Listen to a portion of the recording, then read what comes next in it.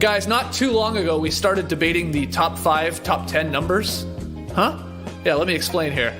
The best number from 1 to 9 is 7. The second best number, well, that's number 1. In the third spot, number 3. That's perfect. 3 and 3. Number 9 comes in at number 4, and number 8 rounds out the top 5. So we have it going 7, 1, 3, 9, 8. That's the top 5, top 10 numbers. Maybe you disagree. Maybe you're a big number 5 guy. Maybe 1 should be 1.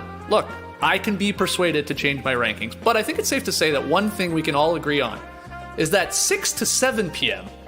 is our time. Our friends at Jim Beam know what's up, and they realize that the loss of the commute between the office and home has affected how we wind down at the end of the day. This is so true. They want to help us beat the burnout and reclaim the hour of 6 to 7 p.m. as our own. Our bourbon time, if you will. Works for me. I've been dabbling in bourbon time. You know, get myself a nice rock glass, throw a nice big ice cold cube in there, add a little Jim. Remember, everyone needs some time for themselves, so join us in reclaiming 6 to 7 p.m. as the happiest hour, so you can do whatever it is that makes you happy. Maybe it is just sitting on the front porch, having a Jim. And if that involves that glass of bourbon, remember to drink Jim Beam responsibly. Jim Beam Kentucky Straight Bourbon Whiskey, 40% alcohol by volume. Copyright 2021, James B. Beam Distilling Company, Claremont, Kentucky.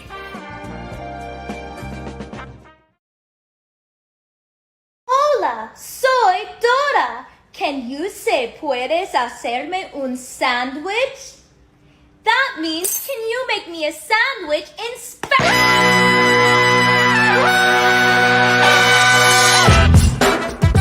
Good morning, Sweet World, and welcome to the No Dunks podcast on the Athletic Network. It's Wednesday, June 30th. I'm J.E. Skeets, rolling with the homie, Tass Mellis. What's up, everybody? What's up, Tass? Got the Top Shot hot boy, Trey Kirby. Hey, yo. International man of mystery, taking it to the max, Lee Ellis. Friends. Finally, making the magic happen here on a Wednesday. It's JD. Hello. There he is. Here we are. Shout out to the stream team joining us live right now on YouTube. Smash that like button. And if you haven't already, come on, subscribe to No Dunks on YouTube. Keep sending in your questions and comments for the next Beach Steppin' podcast. Email them in, nodunks@theathletic.com. We're actually hitting the beach later today. Earlier start than normal. We're going to try and shoot for 2 p.m. Eastern live here on YouTube if you want to come join us on the beach while we read your questions. And finally, go grab your No Dunks merch over at nodunks.com. Immaculate items always available. All right, we got some Is This News later in the show, but right into the game. What a wild night down at the Fortress. JD was there. He's got his house. JD, where are you going? We're starting with you, man. Come on, man. We wanted to get your take on the game last night. Forget all these other guys. Did you enjoy yourself? Oh, it was awesome. Like, incredible game. I mean, it was a blowout, and then I felt like the wind got knocked out of us when Giannis went down. And also, it was obviously the score was a blowout, but it didn't feel like it in the first half, right? Mm-hmm. I mean, like it felt like they were any mistake made was could have been catastrophic for the Hawks, but man, I'm never buying a seat again ever. Oh, I love standing room only. I love it. Yeah. I love it. My favorite venue to go see concerts back in the day was the Masonic Temple in Toronto there. And I would always do exactly what we did last night. Just hang out by the bar, just stand at the back and just be cool. And you know, so it was perfect. It was perfect. I will say that some of those people around us were smelling a little ripe by the end. I don't know if it was nerves or what, but I was like, whew, it's getting a little stinky around here. But it was great. It was great. I had a great time. Loved it. Yeah. Well, be honest, Trey. You were down there as well. You know, were you thinking twice about buying that ticket after you saw the Trae Young news that he was not going to be playing in Game 4? And did you go, what have I done here? Take us through your thoughts on heading down there in the game. I'm glad they released the news an hour before the start. I'll say that. I was still excited to be heading down to the Fortress to see the No Dunks bros. We had a great time for Game 3. Game 4 was at least going to be fun. But heading down, I was more excited like, hey, this could easily be the last Hawks game here in Atlanta this season. I'm glad I'm going to be in the arena, but as the game turned out, we're going to game 6, baby! At the absolute very least. But yeah, it was a fun night for the No Dunks guys down at the Fortress. Biggest takeaway for me, we got ourselves a series. Sure do. Sure do. Crazy game. Yeah, it's weird. Like the Giannis injury, obviously, you're right, JD. It's like the Hawks were rolling. That was the other thing. Like they were. I guess they were up 10, I believe, when Giannis did get injured, and Giannis had started to figure some things out there in the second half after really struggling in the first half. So it was tight, and this could have been a really close game. But he goes down, and man, I thought he just got like a knee to the nuts at first. Yeah. Like that's what I thought happened being in the arena. I'm like, okay, wow, he probably took a Capella knee or something to the groin there. He's down there and he's holding on to the Hibberts. And then it's like, whoa. He is still down there. And then, of course, like the murmuring starts going around, people checking their phones. Like, oh, suddenly like a guy's like passing his phone to us to show us the replay of his knee hyperextending. But that was huge. And, of course, changes the game. And then he leaves. And who knows what goes on with the rest of the series. With Trae Young in game 5, we don't know. And then now Giannis, Tass. But what did you think watching from home? It looked gross, the hyperextended knee, but I guess him walking off is a good sign. At the very least, he's not, taken out on a wheelchair. What do you think, Tass? Well, yeah, I think the fact that Giannis did come back to the bench, I guess kind of showed that he was ready to come back into the game because of how tough he is. But maybe the Hawks blowing out the Bucks kind of saved the Bucks, and Giannis didn't even sniff the floor, wasn't even thinking about coming back because, when he left, it was a 10-point game, but it ballooned to 25 after 3. And, when he hobbled back, everybody in the building wondering, could he be actually coming back into the game when his knee bent the absolute wrong way? It looked like a C when you slow it down, and just a very, very, very large uppercase C. And it's terrible. I mean, just postpone game 5 until both Trae Young and Giannis are healthy. What are we doing? We could postpone the season for months like we did last year. It's strange to prognosticate, but it definitely took the wind out of everything. The fans, I'm sure you guys as well, were respectful of Giannis. There wasn't any dumb cheering going on when he hit the floor, but he's nails. I mean, the fact that he walked off and then came all the way back. I know we throw around tough, we throw around the words warrior, but this is a guy who does not want to sit out ever. And so we're all just waiting for this news. But I think it is good that he wasn't just in the locker room. If it's a major injury, then he's back in the locker room and he doesn't come out at all. Right. And we'll wait to see what the MRI results are. But let's talk the Hawks here a little bit here, Lee, because, again, they had the lead when Giannis goes out. I mean, who knows? Maybe they run off another 15-point run there if Giannis is still playing. But Lou Williams gets his first playoff start ever. Sweet Lou. Wow. Unbelievable. Isn't that crazy? He played in like over 85 playoff games. Yeah. First start ever. 21 points, 7-9 shooting, 8 assists, only had 1 turnover. This is like the second time now in the postseason I thought he's sort of been instrumental in the Hawks pulling off a huge win. Not only this one last night, but there was that one in Philly where he helped to come back. And then you just had everybody contributing for Atlanta. I mean, you sort of go up and down the roster with Cam Reddish. We can get to him and the awesome defense he played on Middleton. Herter was good. Bogdanovic finally hitting threes. The big guys, Capella and Collins, doing their part. This was a team win. The other guys, as Collins called themselves, though, after the Trae injury news, and he had an article in the Players Tribune. It was just a dominant team performance. Again, the injuries suck, but that's a hell of a win. It is, and all those guys played a huge role. And I think Cam Reddish is probably the most surprising, simply because he's basically hardly played. He played a couple of minutes there in the blowout of game 2. Didn't really play. I don't think he played at all in game 3. And came off the bench and really gave some good energy defensively, I thought, getting into Chris Middleton, just making life difficult for him. It was sort of the guy who's been missing basketball so much. He's got so much energy. He's so fresh that he was out there really trying to do everything he could. And he knew on the offensive end he was going to have to shoot because there was so many more shots to go around. But it all started, I think, with Lou and Bogdanovic. I think you can sort of split it down the middle of those two, because Bogey has been pretty bad. He's been dealing with some sort of a knee injury, but he's been on the court. So, you expect him and you need him to get going. And I think he hit the first 3-pointer of the game, and he finished with 6, and he just looked finally like that guy that they were hoping to have when they signed him to the big contract in the offseason. So it was almost like the Bucks were like, okay, no Trae, well, we don't need to come out urgently. And the Hawks the other way were like, let's just see if we can punch them in the mouth, maybe build up a lead and see what can happen, because anything can go crazy in these playoffs. And they sort of were. They just the Bucks made a couple of pushes there, but they didn't seem to have that desperation, that killer instinct in them that was like, guys, if we win tonight, we're going home with a chance to end this series, get to the finals, and then get some rest in before the final start. That just didn't seem, I criticized Budenholzer after game 2 of that Brooklyn series for not being prepared. They didn't seem that prepared last night, I don't think. They seem to sort of think maybe, well, Trae's out, this is going to be a bit of an easy run. But it wasn't that at all. The Hawks got those baskets early. The defensive energy was incredible, I thought. Mm-hmm. And, the Giannis injury overshadows this because it was a devastating blow for fans of the league.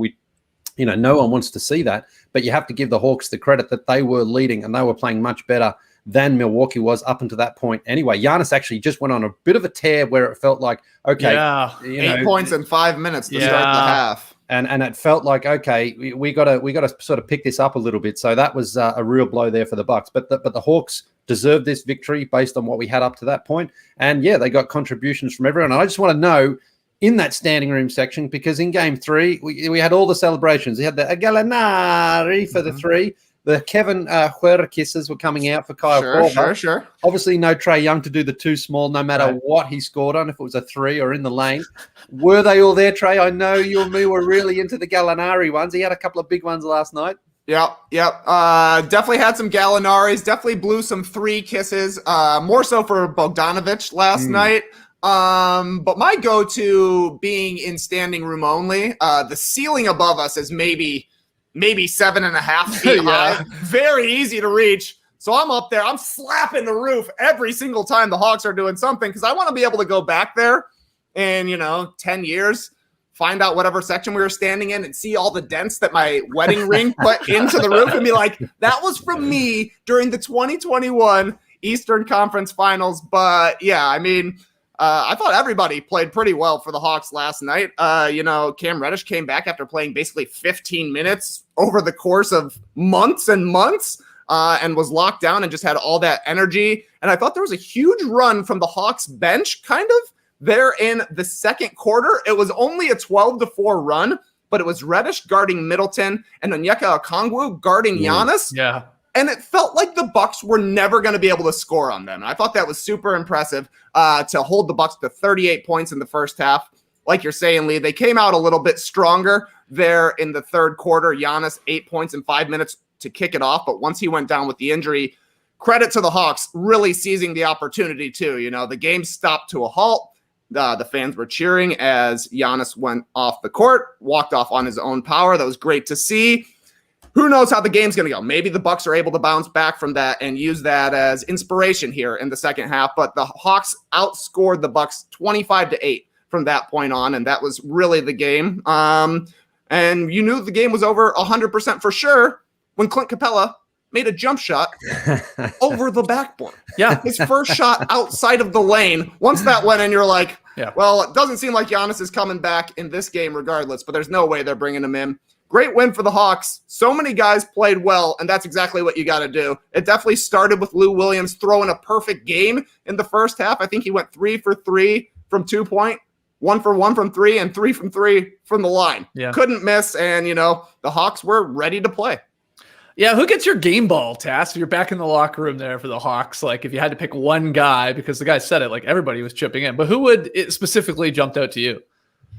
Yeah, it's a wonderful question. I mean, it's a team ball, man. It really is, because they like Kevin Huerter or Kevon, as the guys like to call him, when he's going. He said all 5 of us scored before the first timeout. They knew that they had to get it going, and amongst all 5 of those dudes, because Trae was out. So Lou, it's an interesting sub because it's like nothing really changes with Lou instead of Trae Young. Yeah. I mean, he's going to be shooting from the mid range. It's more of a pull up instead of a floater than Trae Young. Mm-hmm. He's going to be, firing away threes. It's going to be a little bit more shallow than deep like Trae Young. And he's going to be hit on defense on PJ Tucker. So it wasn't like a drastic change, but the Bucks weren't ready to cover him. Brook Lopez wasn't ready to get out to him in the mid range. It reminded me of Phoenix's effort in game 5 against the Clippers. They're just a little sluggish, didn't know what they were doing. And then, that third quarter, definitely scary for the Hawks when you've got Giannis a 6-point first half and then hits his first 4 shots to begin the second half. This is the Hawks night. I know Giannis sort of deflates everything, but watching all those guys and Trae mentioned the guys coming off the bench and Onyeka Okongwu kicking ass as a rookie, Cam Reddish kicking ass as a second-year player who's in his second playoff game. It looks like the Chris Middleton stopper. He looks like the exact prototype of a guy that you would put up against Chris Middleton. He's been injured. This is the exact type of guy or performance that you'd want beside Trae Young, like a Cam Reddish or even Chris Dunn got some minutes, those types of defensive guys. Now, I think if we see him go into game 5, if it's a single possession game, you're going to see his flaws because he chucks some 3-point shots and they're not pretty. And then those, become a little bit more closely watched. But it's like he is perfect to be playing that kind of defense in your second playoff game, to be getting into a guy. That's what he prides himself on. He was part of the Luka Doncic trade, by the way. So that's I was awesome to see everybody come out and perform. And I don't know if the Bucks come back. If Giannis is healthy, it sure would have been a game going down the stretch. I don't think it would have been a blowout the way it was. But the Hawks were obviously ready to play. It's great to see Lou Williams come out like that. Apparently, Nate McMillan came to him while he was getting stretched and massaged, and he said to him, "Hey, Lou, you're starting tonight." Lou said, "Okay," and Nate walked away. And he was ready to play. That's basketball, baby. But it's crazy when you remember that they traded for Lou Williams this year, trading Rondo for Lou, 2 second-round picks and cash. And I mean, I know playoff Rondo is a thing, and I know he's not playing a lot right now in his series, and maybe that is over at this point of his career. But Lou Williams was first off going to retire when he got traded back to the Hawks. He's like, well, I'm probably not going to win a championship now, so maybe I'll just hang it up. And he was talked out of that, so he sticks around. But then try and figure or think about that game last night, Lee, and I know you'll love this, with Rondo starting instead of Lou Williams. And it's just completely different because, like Tass took us through there, of any guy to replace Trae Young, Lou is a pretty good facsimile. Like, he's obviously not even close to Trae Young's level. But what he does out there, things aren't going to change that much. Whereas Rondo, it's completely different. It's wild to wrap your head around. Rondo can't shoot the way Lou can. I mean, Lou's basically won the 6-man award because he comes off the bench and he can shoot. He can fill it up. He can get into the paint. He's got the floater. He gets to the free throw line and hits those threes. And last night, Nate McMillan really didn't have any other choice. It was like, you're starting. And you know what? You can shoot if you want. You can get other guys involved. You can do whatever you want. And Lou was ready to go. And if you look back through this series, he's struggled a lot, actually, in this series coming off the bench. I mean, he'd only scored 13 points in the entire series up until this point last night. And last night he goes 21 points on 7 for 9 shooting. That was all he took as well. 8 assists in there. That was the thing. Like, Lou was just sort of ready for that moment. And even if you go back to the Philadelphia series, there was times where he came off and didn't really give them a whole lot. He did in a couple of games, but there were other games. I mean, he had a nunfer in game 6 there against the Sixers. He came out and played 11 minutes. A nunfer? Did you just call it a nunfer? Nunfer, yeah. Nunfer. A nunfer. I've only ever heard it called an ofer. Yeah, what do you call it? Ofer, I suppose. Yeah. So he like hasn't actually, it's not like... It's not like the guy's been lighting it up the entire times in the playoffs. He has struggled, and he's also found himself on the bench at times. But yeah, Nate basically was like, well, what else am I going to do?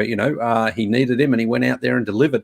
And that's the thing. I think he just came out and he was like, well, I get to shoot tonight. I've got the green light. And he did that, and it opened up the floor. But then it does obviously help when Bogdanovic can finally hit some shots. Kevin Huerta gets into his little mid-range and gets that going. And even John Collins only had, I think, 4 points last night, but I thought he was active again, making himself useful. So I don't think there was a player on the Hawks that wasn't contributing in the minutes he was on the court there last night. And that's just, a great team victory given the circumstances that they were virtually facing elimination last night if they lose. So it's going to be really interesting to see now what happens in Game 5 if Trae plays at all, because deep bone bruise doesn't sound good, and I think, again, in the playoffs, you're going to do everything you can to get right. The fact that he missed the game tells me that's a pretty serious injury. So we'll find out. But, oh, man, what a great series this one has. I had a douchebag sweep. I said, book a reservation at the douchebag restaurant.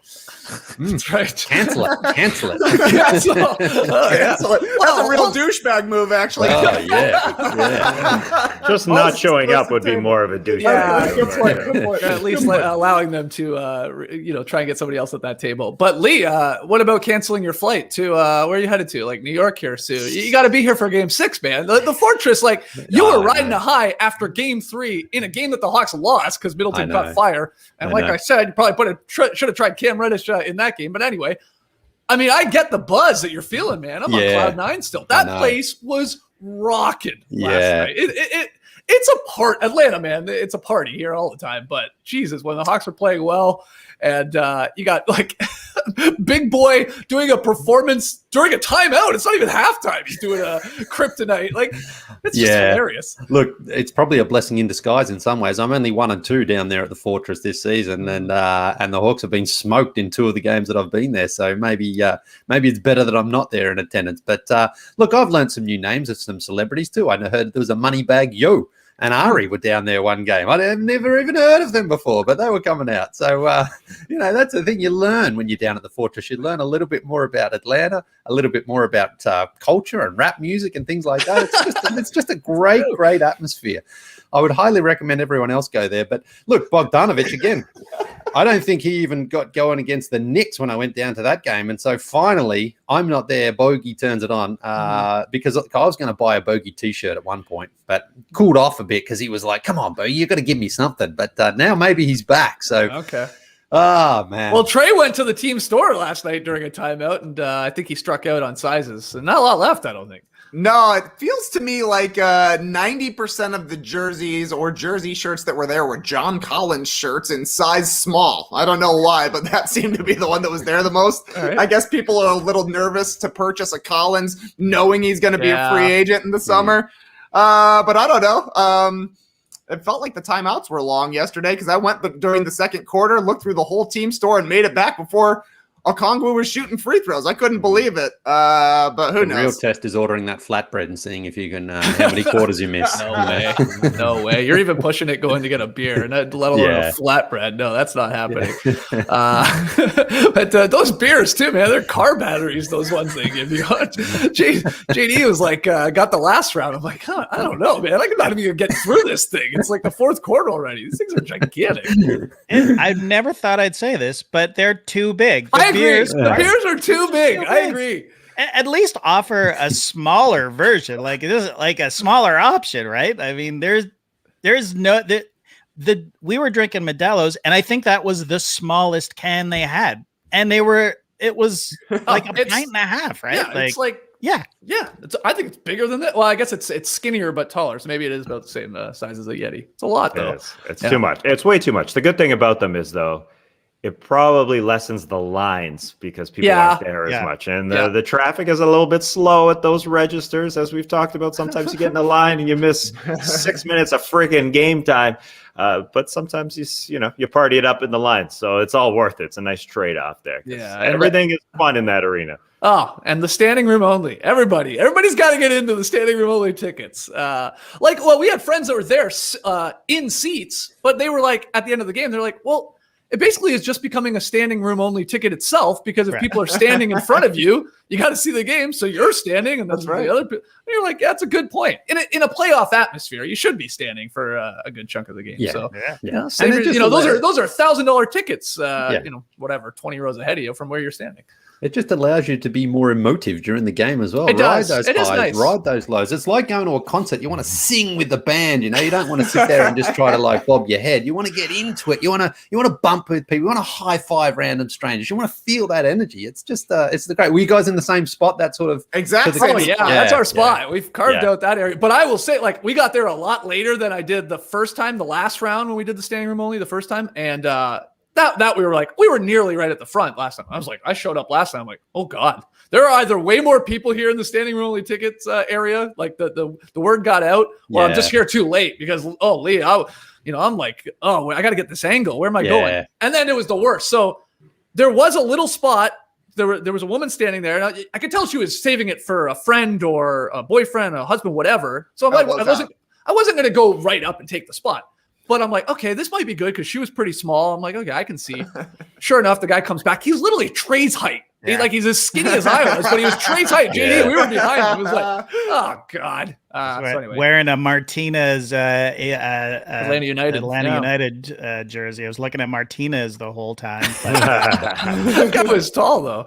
Then I saw an Alex Len jersey after the game. I couldn't believe I saw one of those in the wild. I was dumbfounded. I was so excited when I saw it. I had to take a photo of that. Got it up on my Twitter account. But what a blast! What a blast! And like I started taking Trae's like sort of Trae could hit the ceiling because he's so tall, but because I'm holding the giant car battery beer, you only got one. You can't clap. So I started slapping against this column we were against. And the slapping column. Nice. Oh man, it's the slapping column as it's now called. Yeah. What a time! What a time! Good question here from Christian who asks, "Do people ever recognize you guys at the game?" That's a great question, Christian, because last night in the standing room, the guy standing right in front of us turned around to me and Skeets and said, "Your guys' voices sound so much like a podcast I listen to." And then turned right back around. And didn't say another word to us the rest of the night. And I'm like, to Trae, I'm like, is he doing a bit? Like, that's really funny. It's like, That was awesome. Or is he really doesn't realize it's us? Like, that was amazing. Still unknown. Maybe in the stream team today. Let us know if you were there. But I don't know. Either we sound like another podcast he listens to, or it really was us. Yeah. At one point, I was standing in the middle of the concourse, just sort of lost, wondering where you guys were. And a guy comes up to me, taps me on the shoulder, and goes, "Marcus?" I'm like, nope. So I guess I sort of got recognized, but as a guy named Marcus. Let's give it up for Marcus. Hey, Marcus. That happened to me in the last game, JD. Someone gave me the big whack from behind. I looked around and I was like, oh my God, who is this? And then he sort of had the same reaction to me. He goes, oh, sorry, I thought you were someone else. So you're being recognized as sort of someone, but no one at the same time. Not real, but not Hey, really. I'll take it. It doesn't happen very often. So, hey, man, call me Marcus. I only have like one more note to add with the Hawks. And I saw Ziller write about it. And I thought it was a good point because like we talk a lot about like who's got the best young core in the league. You know, people throw out, the Grizzlies and they throw out a bunch of other teams. And I feel like the Hawks rarely come up in that conversation. But Ziller points out Trae Young, John Collins, if he stays there and they sign him, Hunter, Herter, Reddish, Okongwu. They're all really good. They're playing like big moments in playoff games here and series. And they're all 23 or younger. Like what a core that the Hawks have here in these guys. I just thought that was a great point from Ghostface Ziller there. It's like, damn, yeah, they don't get brought up all that often when we talk about like young teams with young talent. And if, again, they keep Collins, it's pretty damn good moving forward. But anything else to add to this game? Either our experience down at the Fortress or you guys watching at home. And as we move forward, like, I'm not even going to ask you guys to like predict what happens anymore. Cause like, what's the point? Yeah. It's like, nobody knows. We don't even know who's playing. There's an injury every night. It feels like, or every second night. So like, just enjoy it, I guess. But anything else to add, Tass or Lee? Go ahead. Well, just one question, JD. Were you involved in the countdown of Giannis, or the count up, I guess? Yeah. Absolutely. It was fun. I really had a good time counting to 10 very, very, very quickly. Yeah. It also, you do feel like you've gotten into his head, right? Because he airballed what, twice? Twice. Like, Yeah. I'm a big Giannis. I love Giannis, and I felt bad for him, when we were doing that, but it was very fun. I also tried for the first time ever. I tried chanting defense. How'd it go? Not good. You know what? It was like when it was like when I bought this hat at the merch store there. It was the way I tried it. I just kind of like, oh, okay, no. I don't like it. I don't like chanting it for some reason. It just doesn't feel right to me. But were you for me, like everybody around me, I'm not adding anything to this. My one voice, it's not. And Well, come on. Were you only chanting, or were you getting the like defense? You know, you've got to like. Yeah, I did a little bit of it, and I just felt okay. I felt silly. I just like this is not me. I'm not a defense guy. Yeah, that's not you. know. Yeah. You're just looking cool, standing there in the concourse, like you said. But JD, as you said, it definitely feels like you affected Giannis's free throw shooting. Right. You can affect their defense too, man. I don't know. They know they're supposed to play defense, right? I mean, that's kind of the point. They don't need us to tell them. Yeah, Giannis knows you're supposed to hit free throws too. But it's true. Everybody feels like they had a part in Giannis missing free throws. 100%. Our friend Rick Kamla tweeted, "You can't tell me the crowd in Atlanta didn't impact those free throw misses by Giannis."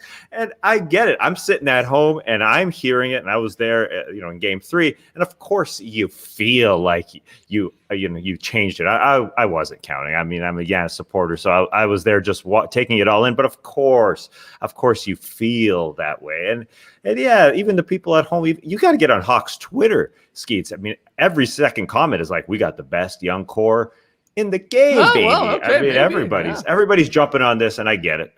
You got to feel good, especially you see Cam Reddish out there. Yeah, if Cam Reddish is the real deal defensively, and to go with Hunter, then you are feeling good. Just back to the chants. A few notes about that. There was a Hawks and 6 chant going on last night. At one point, there was I believe the classic Shana Nana, like the goodbye little sing along. That one's weird. Goodbye, like, too. We're gonna see it soon. I don't get that one. And I hate this one. So love an airball chant.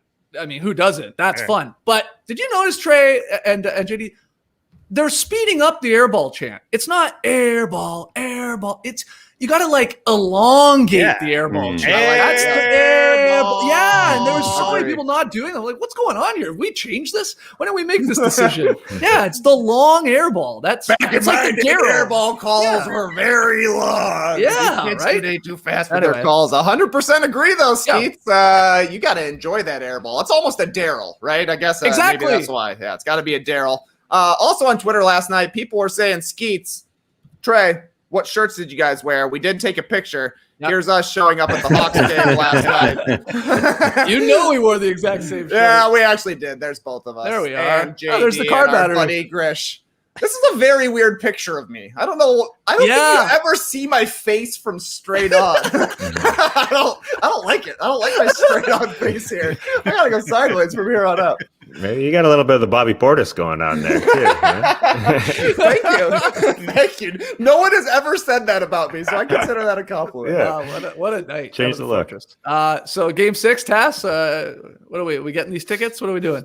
Friggin' right. I bet they're triple the price, but this is go time. This will definitely be the last game of the series in Atlanta, so you gotta do it. That's a good point. You gotta do it. I can't wait. I can't wait to see who plays. I don't know what carries over from Game 4 to even Game 5, obviously, because the Bucks are gonna fight back. They're gonna, even if Giannis isn't in there, they're gonna be like the Hawks felt like in this game, right? Yeah. Especially when you get slapped. You fight back if you're a good team. I think the one good thing is that Bogdanovic, I think, will carry on because some of these things, who knows what happens from game to game. But I think Nate McMillan should get some credit because although it seems like Bogdanovic was just hot the whole night, he wasn't. He was 2 of 9 in the first half.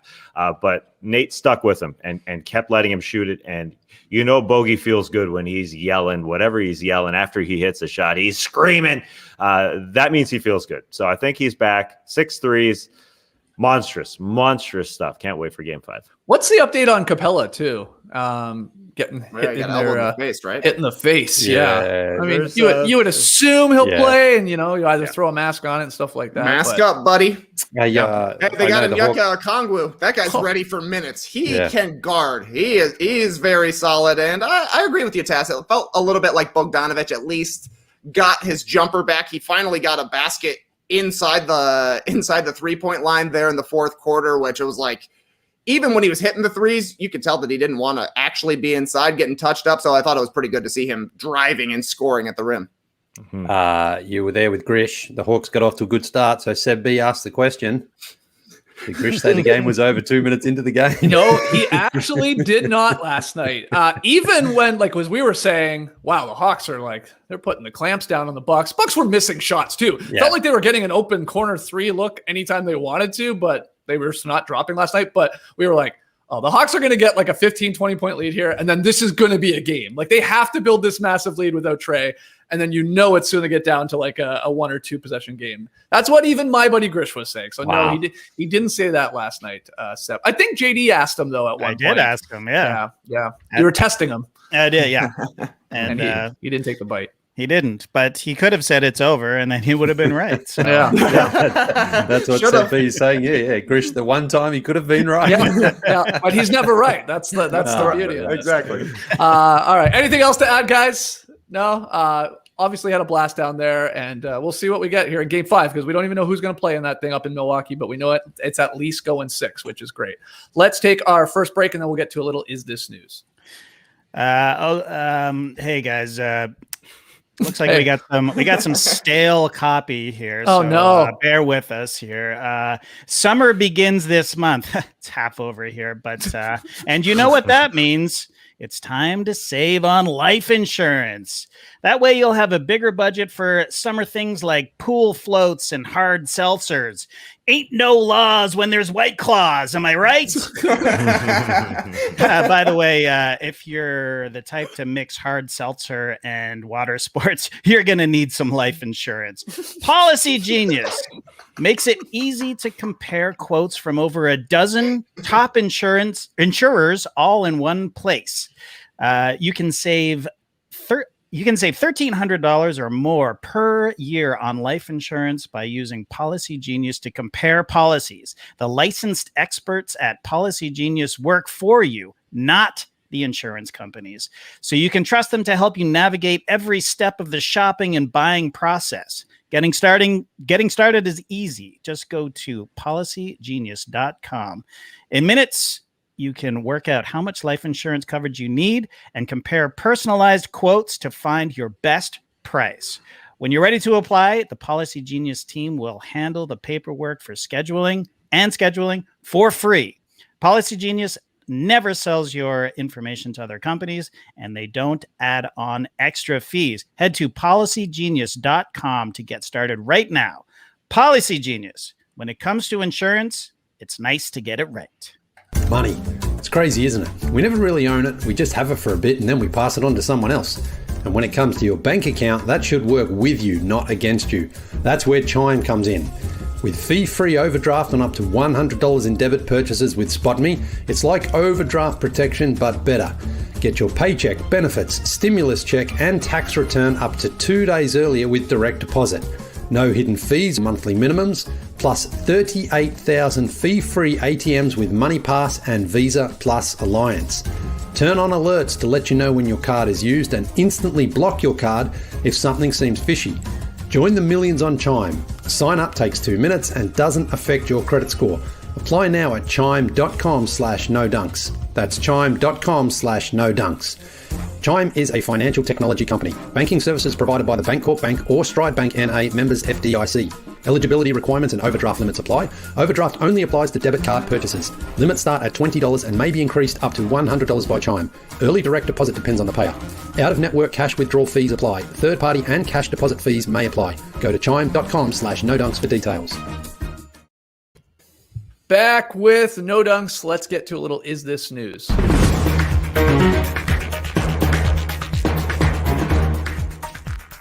Yeah, I got a couple headlines for you guys. You know where I'm going first. Canada and Serbia win openers as Olympic basketball qualifying tournaments begin. There's 4 of them going on across the world. You got to win them, and you get a spot in the Tokyo Olympics. So good start for Canada and Serbia. Tass, Is This News? It's solid news for the Canadian team. Serbia, I wasn't watching that thing. I was taking in Canada versus Greece to see this this warm-up game for Canada. It'd be good for them to get a W. They didn't necessarily need one, but they looked a little sloppy in the first half. Mm-hmm. They're allowing Silky Slukas to get his three-point shot off. Always nice to see a Greek lefty out there shooting quick shots. And Yorgos Papagiannis, if you remember him, he was a Sacramento Kings draft pick, a lottery pick. He wasn't even 19 when he was drafted in 2016. And he didn't survive that long in the league. Now he's playing in Greece. Looks like a totally different guy at 23. I'd barely recognize him. He looked slim in there doing things inside. So they had the lead. It was up to 8. But in the third quarter, the talent just shone through for the Canadian team. Andrew Wiggins, he looks all grown up. He just looked like he could get to the rim when he wanted. He took some assertiveness upon himself in that third quarter. He scored 23. Rowan Barrett. That's dad. That's RJ Barrett's dad. I love doing that. The old Phil Pressey move. I love doing that. The Darius Garland, the Winston. Anyways, RJ Barrett, even though he's not the most athletic guy, he was doing that. And Nickeil Alexander-Walker, who I think is going to be a big Pelicans player next season. He had 18. He's been practicing a little step back. The Canadian team just took control of this game along with Lou Dort's defense in that second half. They have too much talent. Nick Nurse definitely respects, the Greek team, the international teams, him having coached in Europe. So he knows that nothing is going to be a cakewalk, but this should be the Canadian team's tournament for them to qualify, with those guys that I mentioned and not having SGA or Jamal Murray. They still have far more talent in this tournament that's going on in Canada. Not much of a home court advantage. I was surprised by that. There's not much of a field, but they shot through. It's so different watching this international competition. The court is tiny. It's so tiny out there. There's not a lot of room in an NBA game to wiggle through guys to get to the hoop. There's even less in the international game. But this is going to be a good tournament. Watching it till the end of the weekend here. Rick Pitino, who is the Greek national team coach, said, "We're all disappointed in losing, but we're hoping we can see Canada again." Canada getting that respect. They are the favorites in this tournament. You don't hear that very often, but I grew up watching the Greek team mostly in national team competitions and not so much the Canadian team, but it's really swung the opposite way. Now the Canadian team has jumped into the spotlight, even though they haven't had a lot of international success. This is their time to jump into it. So it would be a terrible disappointment if they don't win this tournament. And it was good to see that second half where they came through, because they were a little lax the first half, but they've got a couple more games round robin, and then they get into the elimination part this weekend, which is what really matters. Like you said, this thing's over on Sunday. That's how quickly this little mini tournament is lasting. They got one game against China today. That's the last game of the round robin tournament, and then you're right into the knockout stage. So you're right. It wasn't technically a must win, but it sort of is. Otherwise, you're leaving it up to a score aggregate of another game that you wouldn't even be involved in, even if you won your second game. So that's a big win. Like you said, turning it on in the second half was huge. Wiggins, Barrett, Alexander Walker kept them in it in the first half. He was attacking some of those bigger guys that got switched on him. So he was great. Good start. Did you watch any Lily of this, or did you watch the highlights at all or anything like that? No. I'm not tuning in for qualifiers for the Olympics for these games at the moment. I'll wait till we get to the big stuff. But I did see the report this morning that Nick Kalathis was playing for Greece, and they called him former Florida guard Nick Kalathis. Come on, man! You had a couple of years with the Grizzlies. Surely that's where you to him as a former Grizzlies guard and former Memphis Grizzlies star who looks like Zinedine Zidane. Nick Kalathis. So that's the good thing about the international competition, though. Like you guys said yesterday, like Ilyasova, I know he was in the NBA this season, but there's guys who, had a cup of coffee or stuck around for a couple of seasons, maybe 10 years ago, though, in the NBA, still representing their national team, which is great to see. So, but no, I'm waiting for the big tournament, the friendlies between Australia and the USA. I think we've got 2 of them coming up in the next couple of or the next week or so. So That's the real stuff. That's what people really want to talk about. The ones that don't matter. Yes. I mean, these games that we're bringing up here barely matter. Exactly. But you're in for the exhibition friendly games. Well, listen, you're only as good as your last game against America, and I think we won our last game. So I wonder if America go in as underdogs in that one. They've got home court advantage this time. I wonder if it'll be like the MCG, 55,000 screaming fans. Where are they playing I'm this sure game? Australia can beat USA in every single game that doesn't actually matter. There's no doubt in my mind. But when the lights are on, you got to actually win a gold medal. So good luck to all of your countries making the Olympics. Yeah. Yeah. Well, Australia's there. Where are they playing that game? The friendlies, Lee? Just out of In curiosity. Vegas, I think, at the they're in Vegas? Oh, okay. at the O2 Arena or whatever it is out there. I think so. Yeah. Okay. Well, good luck to them in that friendly. Good start for Canada. Good start for Serbia. They're winning as well because they're going on right now. These tournaments in Canada, Serbia, Lithuania won. They're also hosting their tournament, and Croatia is the other one. So we're determining the last 4 spots there of a 12-team field for the Tokyo Olympics. So Olympics. So those 4 spots determined on Sunday. Again, it's over in a hurry. Our next one here, The Athletic, I go to with the news. Carmelo Anthony wins the first Kareem Abdul-Jabbar Social Justice Champion Award, which is awesome. I think this is news. I like this for a couple of reasons. One, I like that this new award, what it represents, of course, which is recognizing a current player for pursuing social justice and upholding the league's decades-long values of equality, respect, and inclusion. So that's good. I also like that they represent, or they come up with 30 nominees, like one per team. I think is a cool idea. And then it sort of gets whittled down to the 5 finalists, which were Melo, Tobias Harris, Drew Holiday, Harrison Barnes, and JTA there for the Warriors. I like that Melo won it because this guy's got a very long history of social justice efforts. And then I also like that Kareem Abdul-Jabbar has an award named after him. So check. And congrats to Melo there. I think he's giving a $100,000 donation to in the Portland community there to Portland's Art Museum's Black Arts and Experience Initiative. So congrats to him. TK, I assume you applaud this award and the idea maybe behind it. And Kareem being attached to it, I think is pretty cool. Yeah, I think you totally nailed it, Skeets. Melo has been doing social justice work for a long, long time in the NBA, but now there is finally a award named after another player who has a long history of social justice work as well. So I think it's a fitting choice for the first Kareem Abdul-Jabbar Social Justice Champion Award. Perfectly named award and a perfect player to get the first one. Yeah, and go seek out the interview between Ernie Johnson, Melo, and then their Kareem Abdul-Jabbar when they're awarding it to him. I thought that was cool. Did you see that one, Tass? I don't know if you saw the clip going around or saw it live. I did not. No. Go check it out. It's great. It's a fun little interview between the 3 of those. So congrats to Melo. So that's it there. Little quick is this news, and we'll continue to keep you updated on Team Canada and all of their pursuits of going for the Tokyo Olympics. You know we're going to. So disappointed. Yijian Lian's not playing for China. Come on. Yeah, he's not? Come on. Interesting. No. Is the chair? Yeah, I had to make a chair joke. Yeah, you had to slip it in there. Yeah, I had to. Let's get to tweet of the night. Tweet of the night. Wow. Twitter.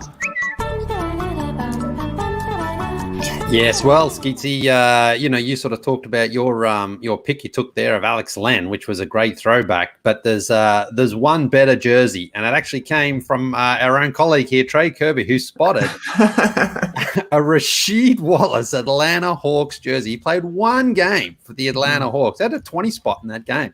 But, I mean, how many Rasheed Wallace Atlanta Hawks jerseys are there, you think, in the world? There can't be more than 15 or 20. Max, there's more than Alex Len jerseys. You think so? Became a thing. Yes, I do. Oh, man. It became a novelty thing, right? I think. Yeah, a little bit.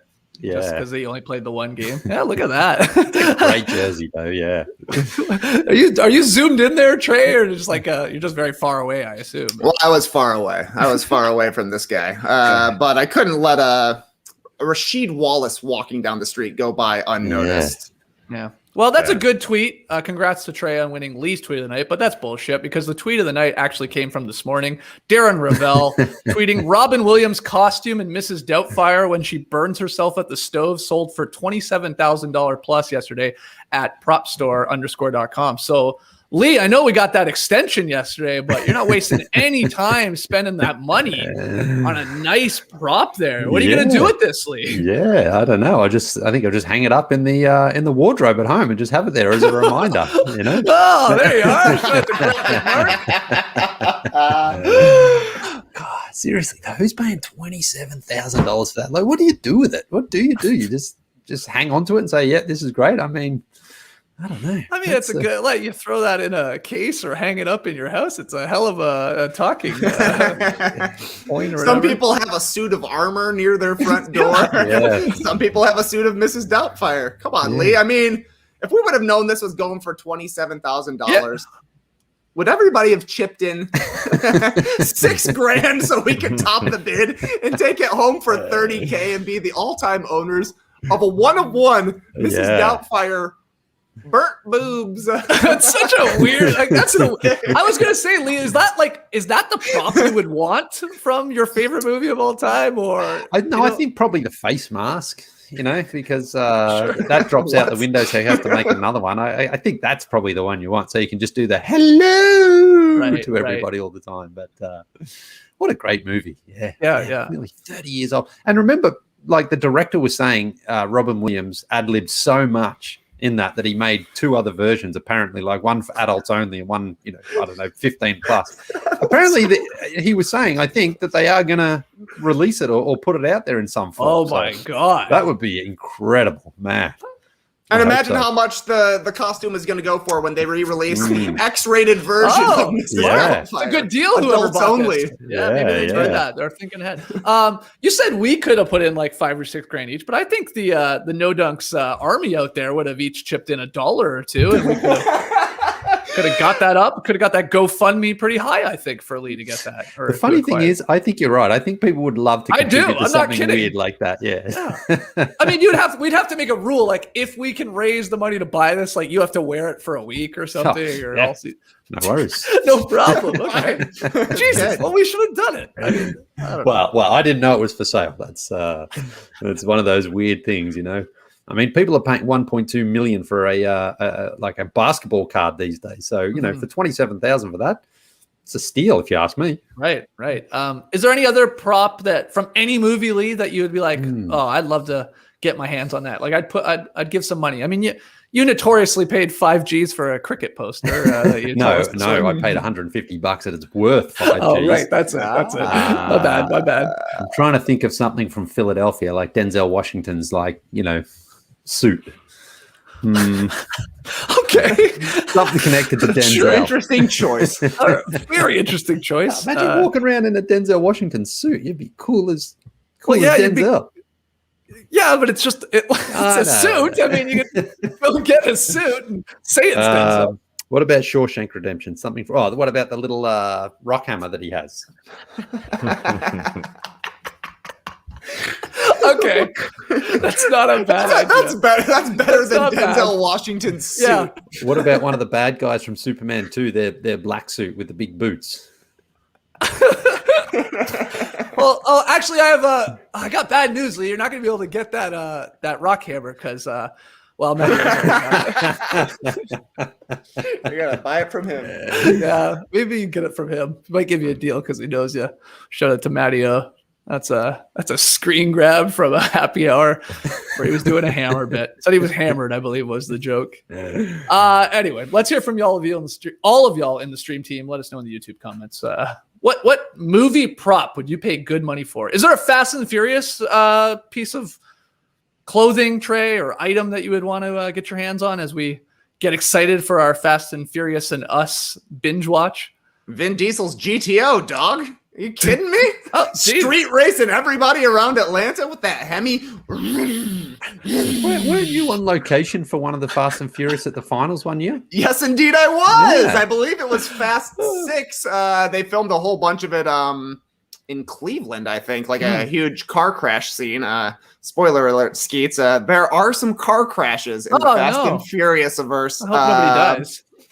But I don't know. Another great one would be like Vin Diesel's his cross necklace that he's always wearing, or one of his tank tops. I'm sure it would be much too big on me considering how muscular Vin is, but I would love to have anything that he's touched. Okay. Well, maybe we might have to add that to our to our podcast. Like, what's one item you would really like to own from this particular Fast and Furious movie? Okay, let's hear from you guys, though. It's a fun question. What to watch for in tonight's Game 6? We have a game again here tonight. They just keep coming. Suns Clippers.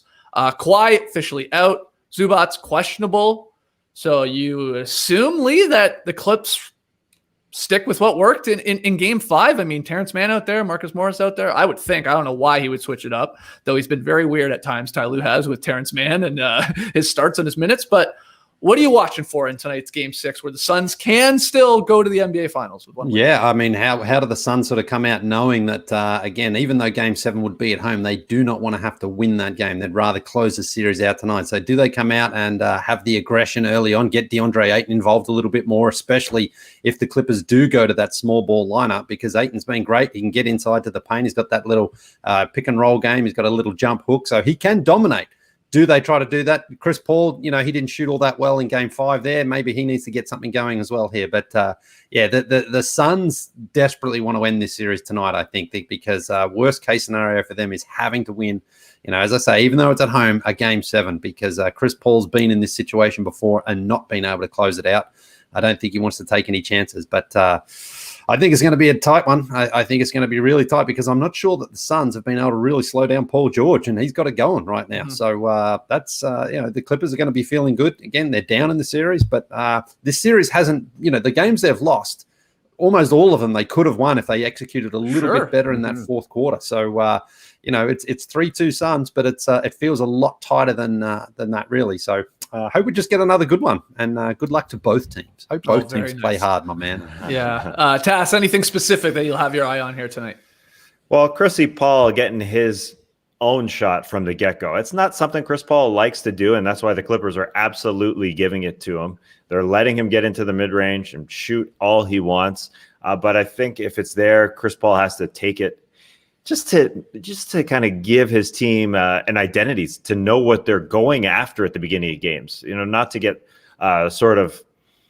lost in this zone or whatever the Clippers are playing like they did in Game 5. So get after it. He only took 3 shots in first quarter of Game 5, 2 shots in the first quarter of Game 4. So I think it's just more of an identity thing. The Suns kind of looked lost to begin that game. Again, it kind of felt like the way the Bucks looked in Game 4 against the Hawks. So I expect them to know their game plan, and I expect Chris Paul to shoot some shots and then get DeAndre Ayton involved as well. If DeAndre Ayton is the biggest player on the floor, like he was when the clip went small in the previous game, get your shots up, Chris Paul, and get that big man touches. I mean, he's going to get fouled. He's going to score. He's going to get offensive rebounds. He's too good not to be touching the ball a ton. So a new Suns team in Game 5, I expect. Or Game 6, I should say. Yeah, I know. I hate how one series is ahead of the other one. It starts to mess with you in terms of the numbers there. Okay, so you want to see Chris Paul looking like Kyle Lowry, Game 6 of the 19 Finals, just coming out there, looking for a shot and looking aggressive, and maybe he will. Anything else, Trae, that you're watching for tonight? No, it's all on Chris Paul to me. He's been brutal since coming back for the Suns. He's really slowed him down. He's shooting 19 for 60 from the field, and the offensive rating has been pretty bad since Chris Paul has been back. It's also kind of happened with campaign going down at the same time as Chris Paul came back. So it's been a lot for the Suns to figure out how to reintegrate Chris Paul, who likes to play slow, likes to kind of wind his way around the courts to get to his spot rather than just going straight into the pick and roll and hooking up DeAndre Ayton for an easy bucket. I'd like to see him get Ayton involved early, and then maybe the jumper starts falling. He can actually hit some jumpers, but I don't know. I kind of feel like the Suns are going to take this one. So I think give me Phoenix tonight. Okay. All right. Well, let's hope for a close game. We'll be back tomorrow to break it down. We'll keep this one a little shorter than we've been going here over the last couple of weeks. That's fine because we got a second podcast coming your way this afternoon. Like I said, around 2 p.m. Eastern, we'll fire up Beach Stepping Podcast. You can join us live on YouTube if you want, and we'll turn it around and get it up in podcast form as soon as possible after that. So join us then, 2 p.m. Subscribe to No Dunks on YouTube. Subscribe to The Athletic. Go to theathletic.com/No Dunks. Get your No Dunks merch over at nodunks.com. And I believe that's it. We'll see you guys later today when we hit the beach to answer some fun NBA and non-NBA questions. Clipper Bros. You heard it here first. Have a great time. Turn up. Love you guys. Awesome. Thanks for joining us. And remember, there is no number 1 seed in the conference finals for the first time since, you guys remember? You guys seen this little stat going around the tweets? 1994. Correct. Oh, really? nice. Oh, Lily. Knicks and Rockets in the finals that year. The number 1 seeded Hawks eliminated by the Pacers. And we all know what happened in the Western Conference. Dikembe beat the Sonics. Embrace the day, people.